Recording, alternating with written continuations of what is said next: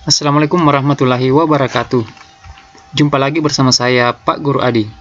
Apa kabar Bapak Ibu Guru semuanya di seluruh penjuru Nusantara? Semoga kita senantiasa dalam lindungan Tuhan Yang Maha Esa.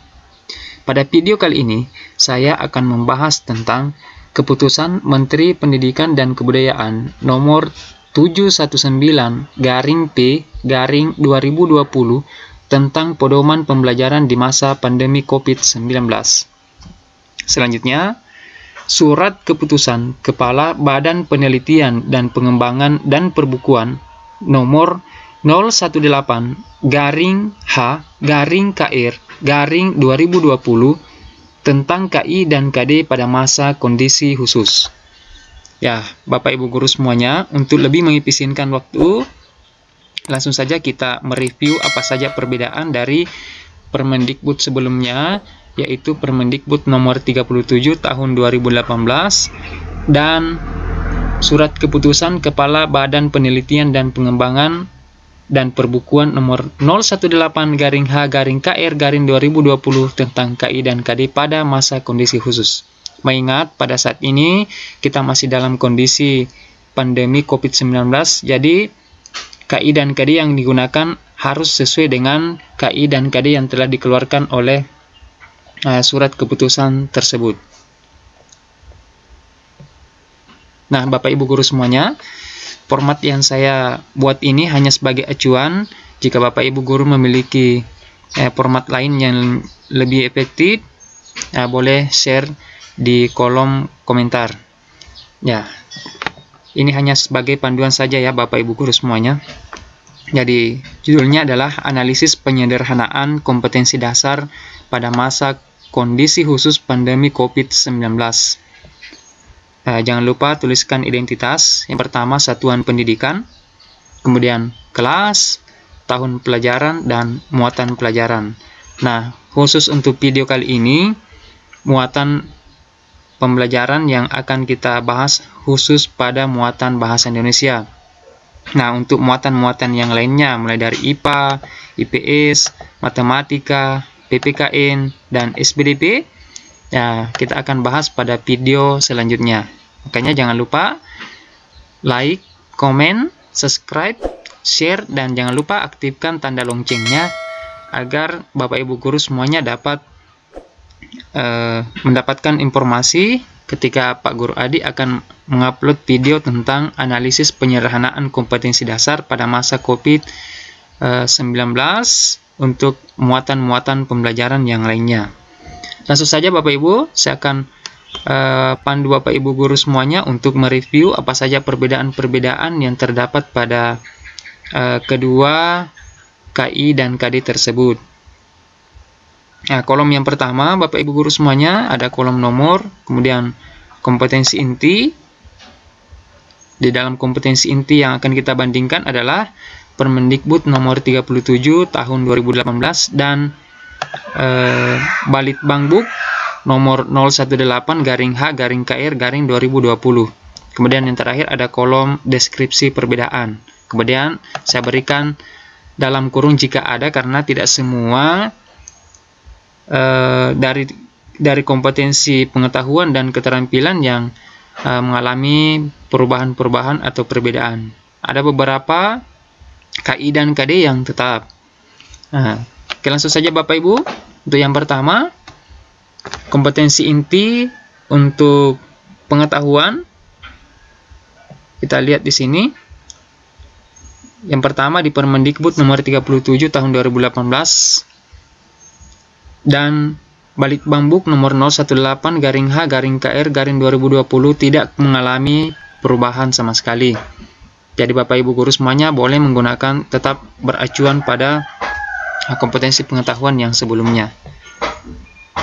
Oke, Bapak Ibu Guru semuanya, langsung saja kita masuk pada kompetensi keterampilan. Di sini juga Bapak Ibu tidak ada perubahan. Jadi Bapak Ibu Guru semuanya tetap boleh menggunakan dan beracuan pada kompetensi keterampilan yang telah dibuat sebelumnya khusus untuk muatan bahasa Indonesia. Kemudian pada kompetensi dasar, di sini terdapat beberapa perubahan. Ya, langsung saja kita lihat Bapak Ibu guru semuanya, apa saja perubahan-perubahannya.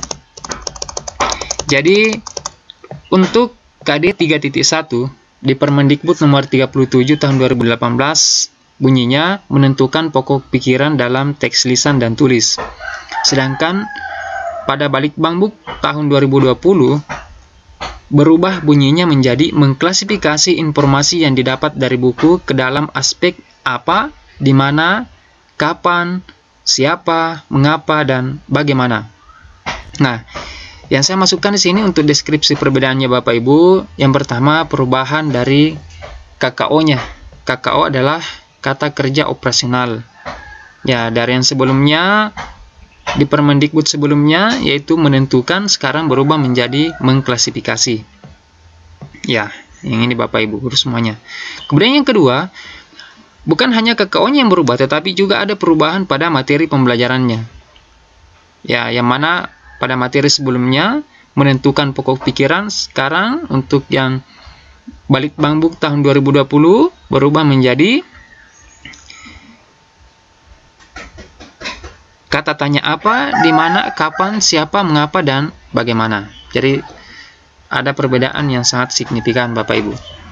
Kemudian yang selanjutnya untuk KD 4.1, menyajikan hasil identifikasi pokok pikiran dalam teks tulis dan lisan secara lisan, tulis, dan visual.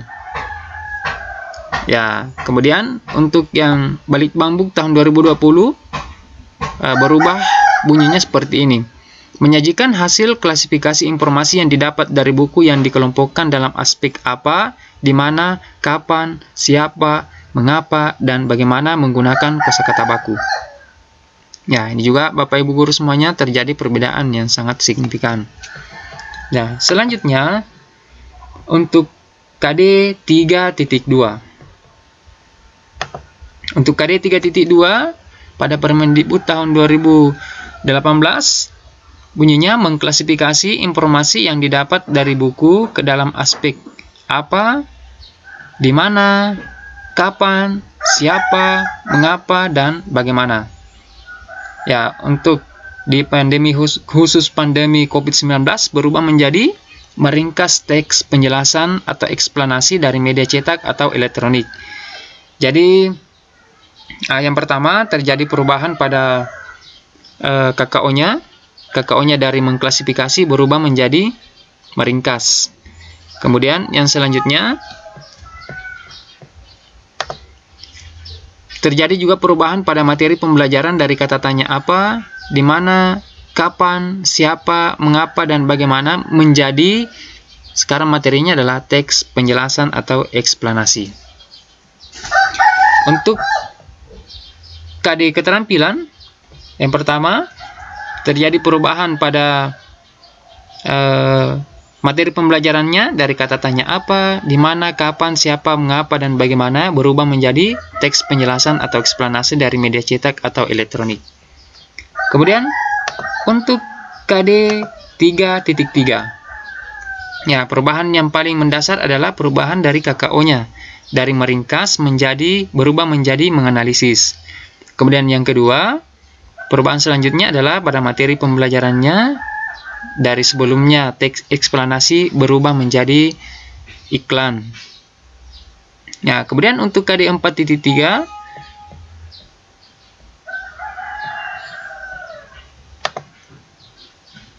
untuk KD 4.3, ya, dan perubahan yang terjadi adalah perubahan pada KKO-nya.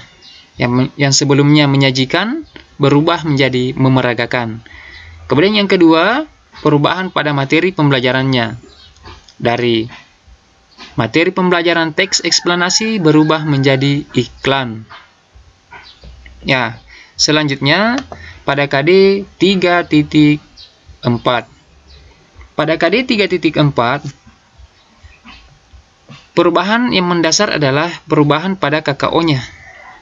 Yang sebelumnya menganalisis, sekarang berubah menjadi menggali. Nah, kemudian pada materinya, perubahan materi pembelajaran dari materi iklan berubah menjadi materi pantun. Nah, selanjutnya untuk KD 4.4, perubahan yang mendasar adalah perubahan kakao. Dari kakao memeragakan berubah menjadi kakao melisankan. Kemudian untuk materi pembelajarannya, dari materi iklan berubah menjadi materi pantun. Nah, selanjutnya untuk KD 3.5. KD 3.5, perubahan yang mendasar adalah perubahan kakao. Dari sebelumnya kakao menggali berubah menjadi kakao mencermati. Nah, untuk materi pembelajaran juga terjadi perubahan dari teks narasi berubah menjadi surat undangan. Nah, selanjutnya untuk KD keterampilan 4.5, perubahan kakao pun terjadi dari kakao memaparkan berubah menjadi kakao membuat. Kemudian terjadi perubahan materi pembelajaran dari teks narasi menjadi surat undangan.